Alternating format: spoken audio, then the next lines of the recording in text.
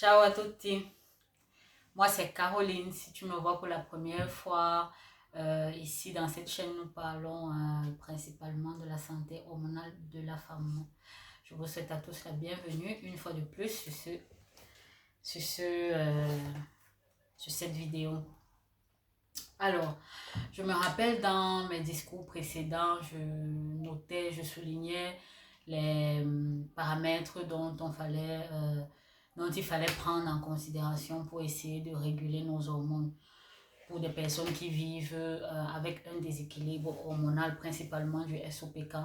Et parmi ces paramètres, il y avait la glycémie, il y avait le poids, il y avait la circonférence abdominale et il y avait la pression artérielle. Et à partir de ces différents paramètres-là, je m'inspire un peu pour essayer de faire quelques vidéos et donner quelques conseils concernant mon expérience personnelle par rapport à ce déséquilibre hormonal. Alors, en ce qui concerne, aujourd'hui, nous allons un peu parler du poids et j'avais déjà évoqué précédemment le déclic qui m'est venu par rapport au poids. Et je disais que, en fait, mon déclic est venu lorsque je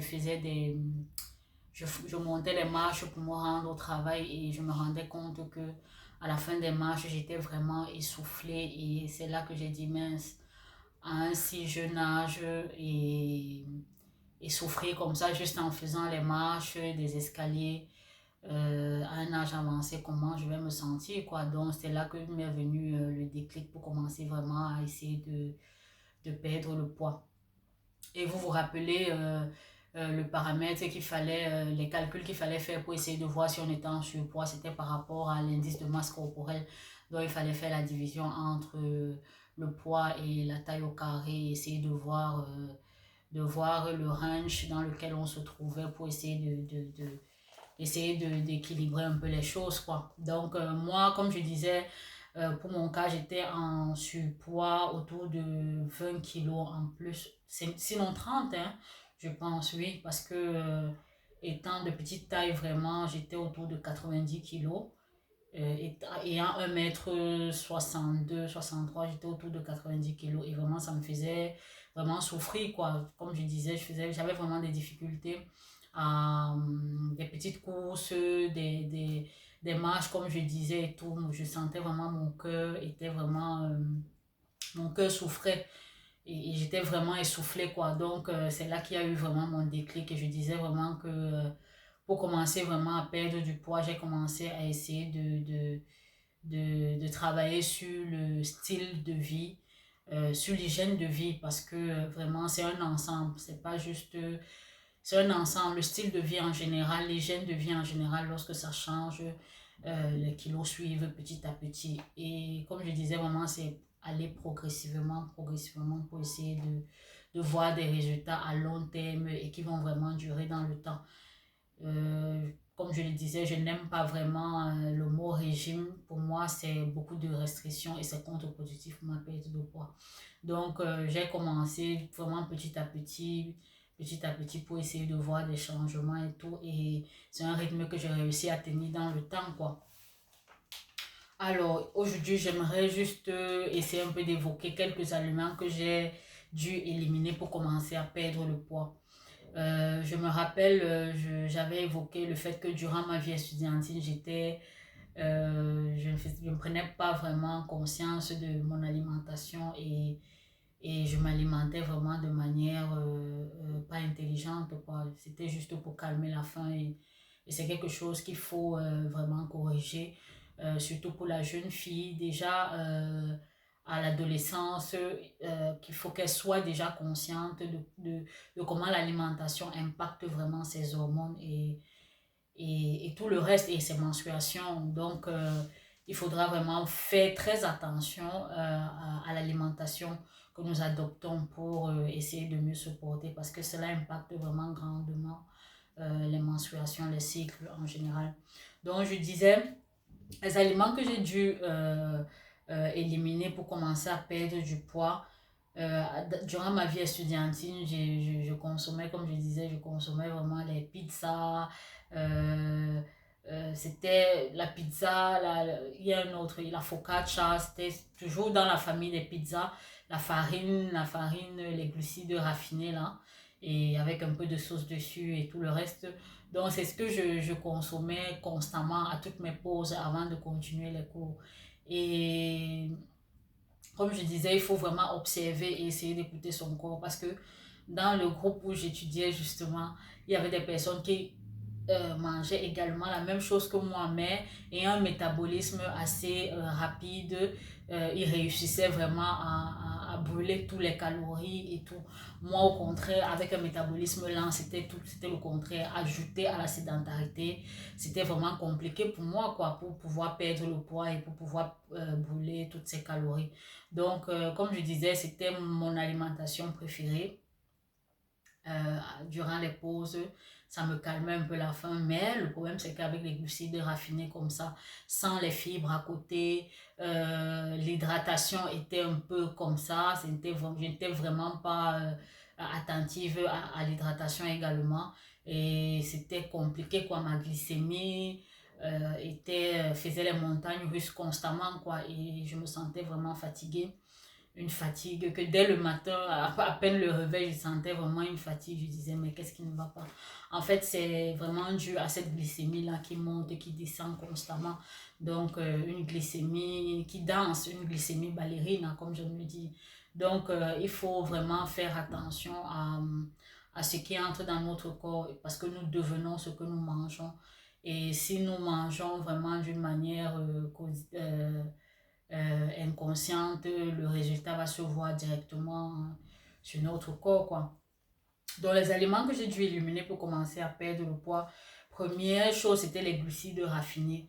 Parce que j'en mangeais vraiment en excès. Parce que je n'ai pas dit de complètement tous les éliminer, mais le problème, comme d'habitude, c'est un équilibre qu'il faut tenir. Donc, les glucides raffinés, j'ai commencé un peu à diminuer. Les pizzas et tout ça. Durant la vie, comme je disais, durant la vie estudiantine, c'était mon repas préféré. Et ajouter à la sédentarité, c'était vraiment compliqué pour moi. Donc, je n'arrivais pas à brûler toutes les calories que j'ai ingurgitées. Donc, et ces glucides raffinés là font grimper la glycémie d'une manière rapide. Et c'est ce qu'on ne veut pas parce qu'on se rappelle que la glycémie est un autre paramètre à prendre en considération pour essayer de réguler nos hormones. En travaillant sur la glycémie, on stabilise notre glycémie. Cela va à notre avantage, quoi. Donc, il y avait également la junk food, les fast food en général, parce que durant ma vie estudiantine, non seulement c'était plus accessible au niveau coût financier, donc je consommais également constamment les fast food.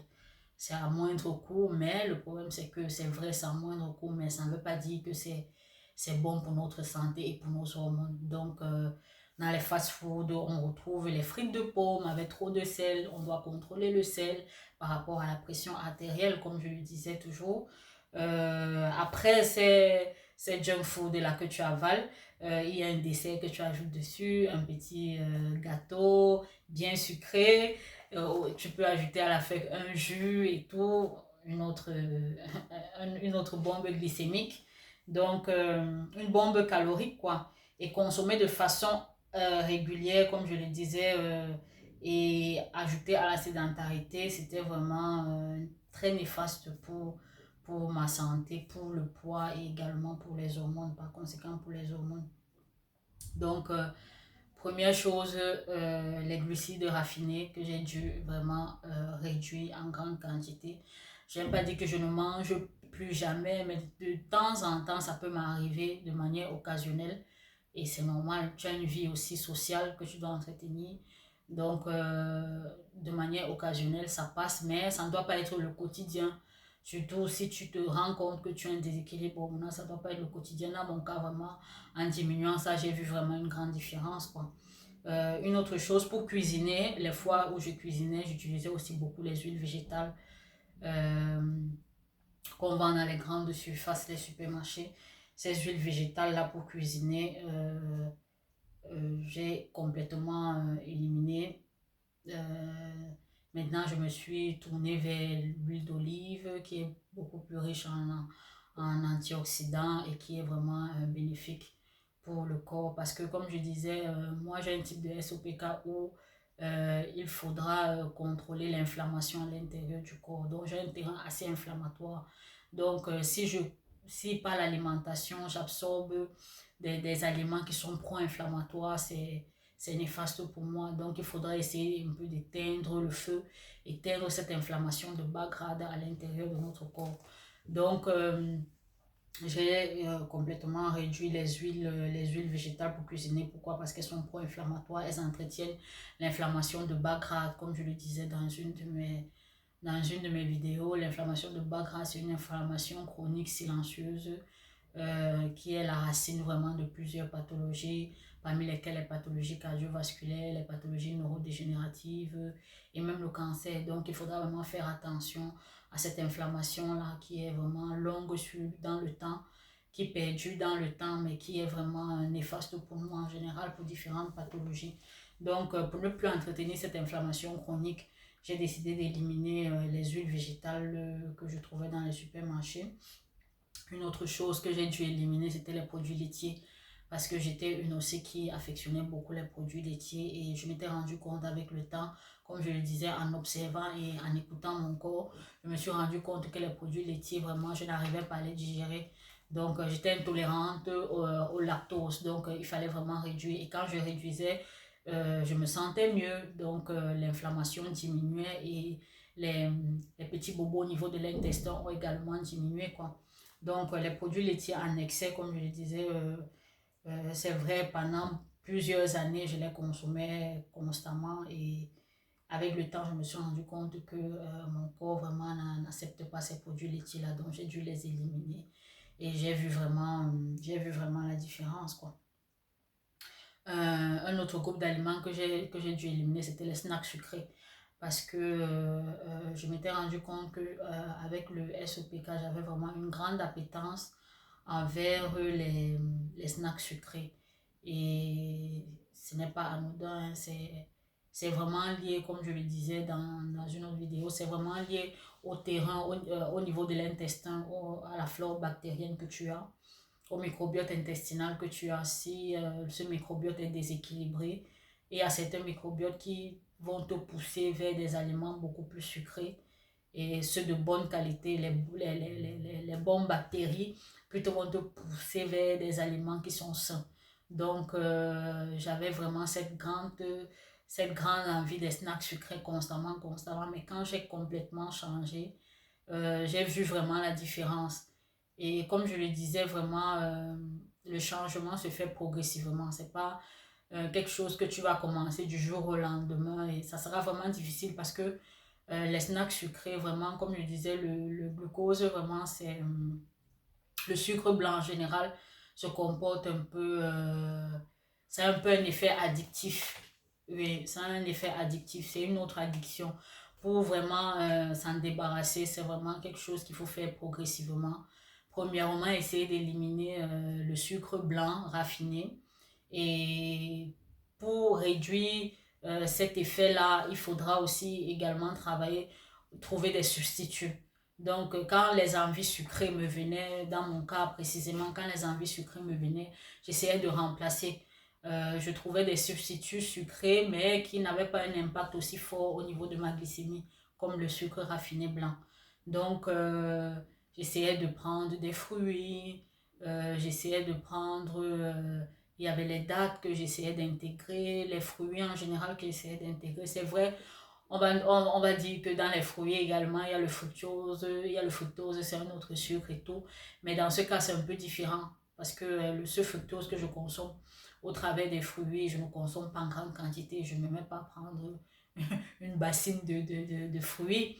Donc, juste un ou deux fruits par jour, ça ne va pas faire cet impact négatif au niveau de la glycémie. Et en plus, le fruit, quand tu le consommes, il est entouré de fibres. Donc, ça ralentit encore ta glycémie. Ça ralentit la glycémie au niveau du sang, le glucose au niveau du sang. Donc, c'est bénéfique pour nous, quoi. Trouver des substituts moins sucrés et qui ont un impact moins pesant au niveau de la glycémie, les snacks sucrés, les madeleines, les biscuits, et tout comme ça. C'était des choses, des bonbons et tout. C'était des trucs que je prenais constamment et ce n'était pas vraiment bon quoi, pour mes hormones.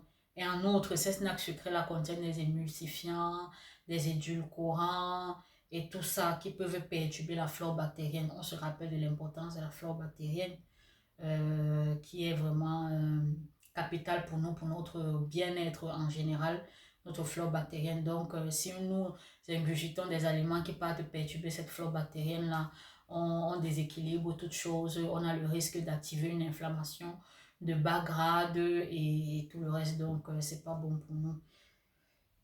Outre influencer le microbiote intestinal, il y a aussi cette capacité d'influencer notre système immunitaire et donc de le rendre un peu plus faible lorsqu'on parle déséquilibrer la flore bactérienne. Donc, il faudra faire attention. Les snacks sucrés, j'ai éliminé aussi.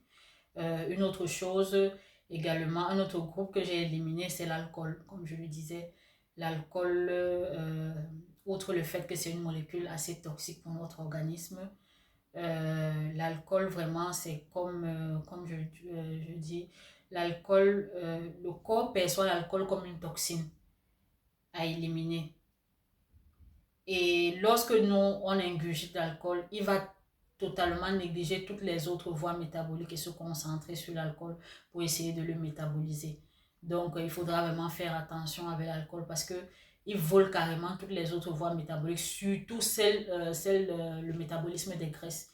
Imagine que tu consommes l'alcool en grande quantité constamment. Le corps, au lieu de métaboliser les graisses, il va se mettre à métaboliser l'alcool pour essayer de l'éliminer parce qu'il le voit comme un danger, comme une toxine. Donc, le métabolisme des graisses est mis en suspens et les graisses continuent à s'accumuler. L'alcool, bon, de temps en temps, comme je l'ai dit, ayant une vie sociale avec des personnes, tu peux te le permettre de temps en temps, mais que ça ne doit pas être vraiment régulier parce que ça a vraiment cet effet-là de ralentir le métabolisme des graisses et de favoriser l'accumulation des graisses par conséquent. Snacks sucrés, les chocolats et tout ça. Substitue du chocolat blanc et tout avec le lait et tout ça. Tu peux te verser sur, tu peux te diriger vers le chocolat noir qui est plus riche en cacao.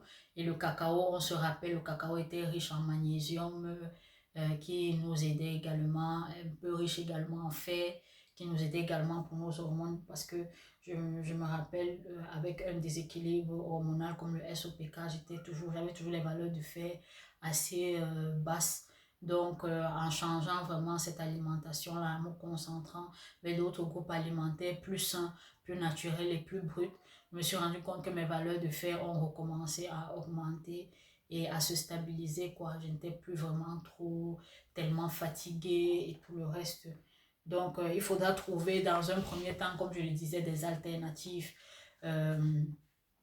pour l'alimentation, pour changer l'alimentation, il faudra trouver des alternatives. Ça sera un peu plus facile à affronter. Au lieu de tout changer du jour au lendemain, c'est vraiment compliqué. Je suis passée par là, c'est pas évident. Donc, il faudra trouver des alternatives dans un premier temps. Et ensuite, ces envies de sucre là vont te passer au fur et à mesure, quoi. Euh, Par exemple, pour les pizzas, dans mon cas, par exemple, au lieu d'acheter des pizzas constamment, j'ai commencé à essayer avec YouTube, j'ai commencé à essayer de voir des alternatives, comment faire moi-même des pizzas à la maison avec des farines plus riches en fibres pour essayer de réduire l'impact glycémique au niveau de mon organisme.